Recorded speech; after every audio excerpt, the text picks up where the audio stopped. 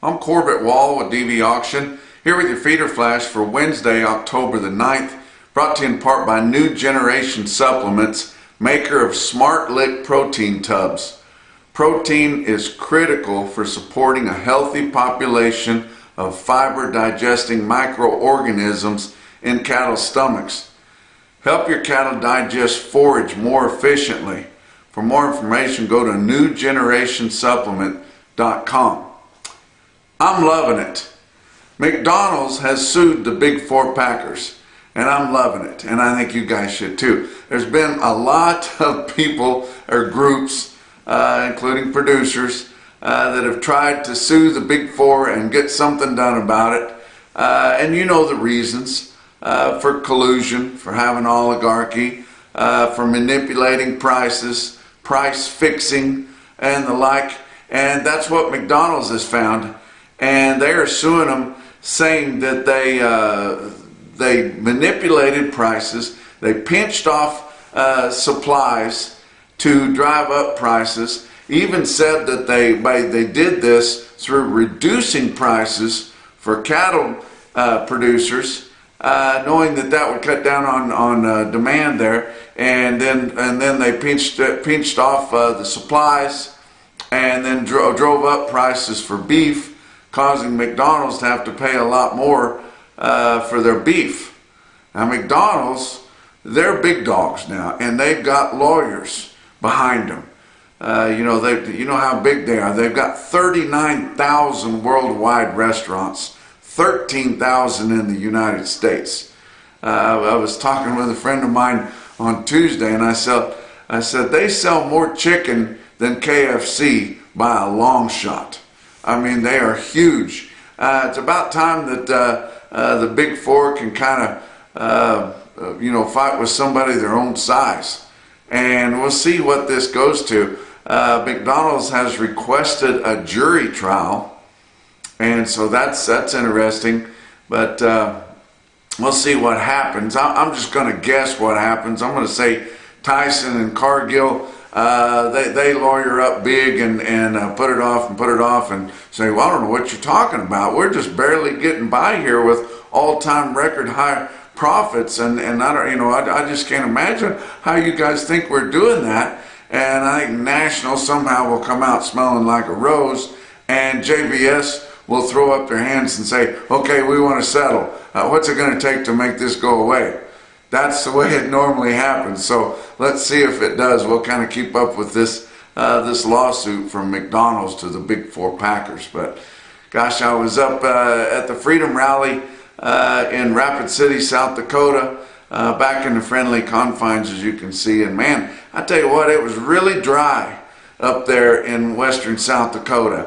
And of course, it's been dry here, basically all summer, especially the last half of the summer up in those northern plains areas. You remember the big fires that they've had in eastern Wyoming and Montana, and they've still got fires going on. I was visiting with John Fisher from Dickinson Livestock there, and he said that there's big fires and a lot of little fires, but a lot of big fires too going on in western North Dakota. And been 2 people killed already at least, and a lot of cattle killed. We don't always think of that part of the country being on fire like that, but gosh dang, it's really turned dry. The whole western 2/3 of the United States is unseasonably hot and dry. And of course you got the eastern third of it is just bogged down in mud from the hurricane, and now we got another hurricane coming.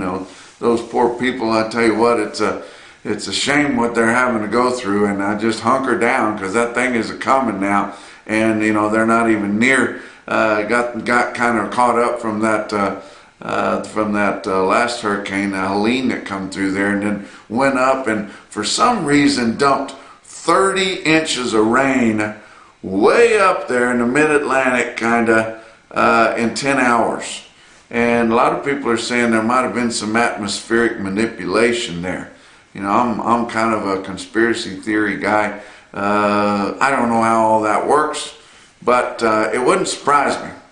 But I tell you what, It is terribly, terribly dry in the western 2/3 of the U.S., and we're really feeling and praying and hoping that those people on the eastern third can survive this, and this is a monster that they've got coming. That freedom rally that I was telling you about that I went to on a Monday in Rapid City, South Dakota, you guys have to listen to the recording of that. Not necessarily me, but you got to listen to Harriet Hagerman. I tell you what, if she wasn't impressive, and I was expecting her to be, but she was more impressive than I thought. You've got to listen to, she's the first portion of that rally, and you can listen to that recording. It's on South Dakota Stock Growers Facebook page, and then I shared it on Feeder Flash Gang Facebook page, and then Doris told me that they're in the middle of their convention right now, but as soon as she got a chance, she was going to post it up on South Dakota Stock Growers website too. And we got to give credit to South Dakota Stock Growers. They're the ones that really put the whole thing together, got RCAF and U.S. Cattlemen's Association together, and got all the speakers and got a big crowd there and just did the whole thing. So our hats off to them. And she informed me that South Dakota Stock Growers is the oldest cattle association in the United States. So that was kind of interesting. And then they first started out dealing with brands, of course. But it's very, very interesting. You guys got to hear this recording to get to the bottom of the reason they're trying to cram this mandatory EID tag deal down our throats.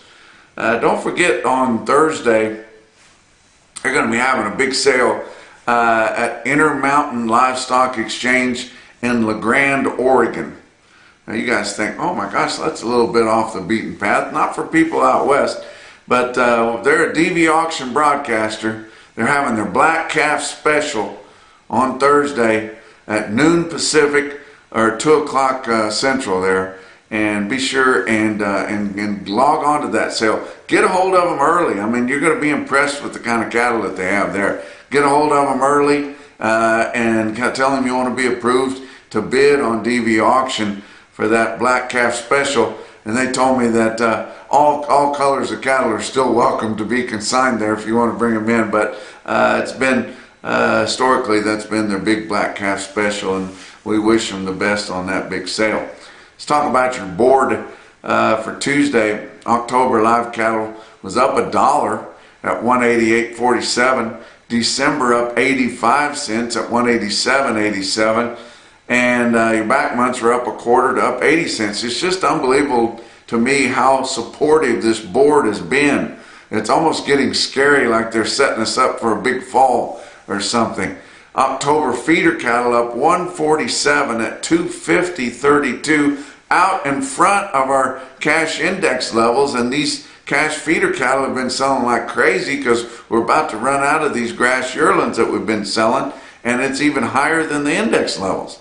November up 115 at 250.30, and then your back months on feeder cattle up 127, up 162. And if you guys don't see the advances it's been on the back months of these feeder cattle contracts, and if you don't get out there and get an LRP on the calves that you're going to be selling in the future, or if you're backgrounding some cattle and going to be selling yearlings, I can't help you, because they're very impressive out there, guys. Let's talk about your grains. December corn down 5 1/4 cents at 420 3/4. November beans down 17 3/4 at 1016 1/4. Hard red winter wheat for December up a ½ cent a bushel at 603 3/4.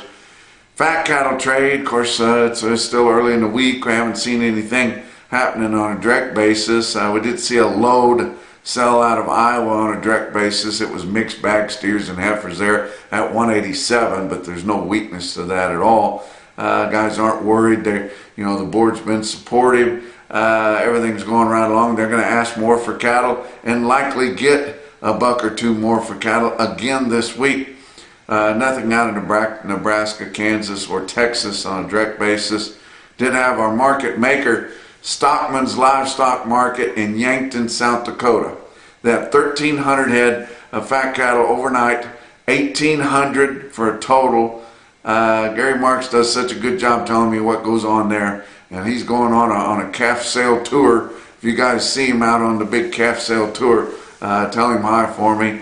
But a conventional fat cattle there at Yankton, South Dakota, sold 50 cents to $1 higher, ranging from 181 to 186.75. That 186.75 was on 28 head black and black baldy steers that weighed 1652. Whoa! How about the two-way cattle, those that went back to feed? And man, have they really been aggressive on those going back to feed? They're looking at the price of these yearlings they're selling in these feeder sales, and a lot of those farmer feeders says, heck with that, I'll just get some warmed up cattle that already know how to eat. Sometimes it's a trick to get them back on feed without giving them acidosis or bellyache there and getting them off feed, but I'm sure these guys know what they're doing. But the cattle going back to feed sold, conventional cattle sold from 184 to 189. That 189 going back to feed was on 24 red white-faced steers that weighed 1385. Whoa, going back to feed. The program cattle, not many drug-free, but the non-implanted cattle there, they sold $1 to $4 higher, from 184.5 to 192.75. The cattle going back to feed on the non-implant, which you can understand why they'd bring more, they sell from 187.5 to 195.25. That 195.25 was on 127 black steers that weighed 1361, and a guy thought he could take them back to his feedlot, put some more weight on them and make that deal work. But man, Stockman's Livestock in Yankton does such a good job on their fat sales and their feeder sales. They recently added DVAuction. Greg Ryken there is a good guy, and he does a really good job with that sale, and we give him credit there. How about your box beef cutout values? They were mixed on Tuesday, with choice up 91 cents at 306.84. Selects down 72 cents at 288.61. Your slaughter cattle through just the first 2 days of the week, falling far behind already. 234,000 estimated slaughter on cattle up through Tuesday. It's 9,000 less than the previous week, 17,000 less than the previous week already. Talk about what else is going on. Elite livestock sales. Those are my buddies that used to be at Montgomery Stockyards in Montgomery, Alabama there. And I tell you what, they're good guys. Daryl Stokes, Jerry Etheridge there, Wesley Grantham helps them. Chuck Bradley, world champion livestock auctioneer, helps them. They got a good crew there. Whit Lane, he helps with entertainment. But they do a good job at elite livestock sales. They've been having video sales just about every month and doing them with DVAuction.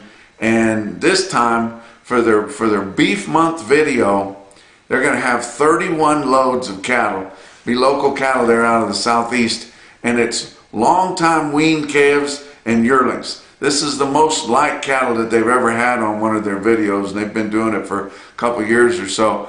And but these calves are long-time weaned. You having hell getting your calves straightened up on these ballers? A lot of these calves are weaned 75 days already, and then they were locally purchased and put together or home raised and weaned long time, guys. Be basically foolproof, and they can do whatever you need to do with them, and then a lot of yearlings too. But 31 loads going to be on there. That's going to be Thursday, October the 10th. So that'll be tomorrow, October the 10th. Beef month video. They're having it at the Alabama Cattlemen's Building, and that is a fantastic place. I've been there. It's right across from the Capitol in Montgomery, Alabama there. They are going to have a meal sponsored by Fairpeace, and they're going to have representatives there to tell you about how that works, because you guys think it's foo-foo dust and you won't spend the $3 a head to try it out. You're telling me? But they're also going to have the present world champion livestock auctioneer, my buddy Wade Leish, there to sell them to you. So that sounds like a lot of fun. If you're in the country, you might want to go to that. If you're not, get on DVAuction.com. Call Daryl a little bit ahead of time and tell him that you want to be approved to bid online at DVAuction.com. For more information on them, go to Elite Livestock Sales on their website to get all that information. Let's talk about your feeder cattle market. Your real-time index on DVAuction based on a 800-pound cash auction steer up through your middle 12 states late on Tuesday, sitting at 249.41. That was up 58 cents, still gaining big ground. The latest CME cash feeder cattle index was 248.75. Let's talk about your sales on Tuesday. We can always get a market out of Ozarks Regional Stockyard in West Plains, Missouri. They had 1,900 head through the ring, another nearly 600 through their weekly in-house video that they do with help from DV. Then there was a smoking sale there. Tell you what, Dan Hill, I trained him. He's a great guy to be a market reporter, and he's conservative, but he knows what's going on. He called them feeders $4 to $8 higher going through the ring there in West Plains. The calves $5 to $10 higher, and he said they had a fairly light test of 3 weights, but the 3-weight steer and heifer calves in West Plains sold $15 to $25 higher. Wow. Stick out yearling sale out of West Plains was 50 steers weighed 796 or 800 pounds, bring 250 smooth. How about your NationalBeefWire stick out sale of the day? Beaver County Stockyards in Beaver, Oklahoma. Jeff Slatton there, he does such a good job. He's a nut, but he does such a good job there, and I love him. How about over 4,000 head for the Tuesday feeder sale? They're going to have about 500 cows today for the cow sale. But check out this automated market report through Cattle Market Central, and you see 719 head, and all these calves would be ballers. Lane Conkle there told me, he said there may have been 10 or 15% of them weaned, basically all ballers, but good quality and had one round at least. 719 head of the 5-weight steer calves average 546 at 273.31 on the weighted average. 312 head of 6-weight steer calves average 649 at 250.87. 383 head 7-weight light yearlings and calves average 749 at 255.87. And then 526 of black hard yearlings there weighed average 943 with a weighted average price on them of 238.34. Look at your heifers. 360 head of 4-weight heifers average 453, unweaned at 268.03. 502 head of 5-weight heifers average 551 at 246.09. And 274 head of the 6-weight heifers average 636, weighted average price 240.88 at Beaver County Stockyards in Beaver, Oklahoma. Give you several individual quotes from all around, and they're all very, very impressive, including big yearling heifer quote down. These are going to feed from F&T Livestock Market in Palmyra, Missouri.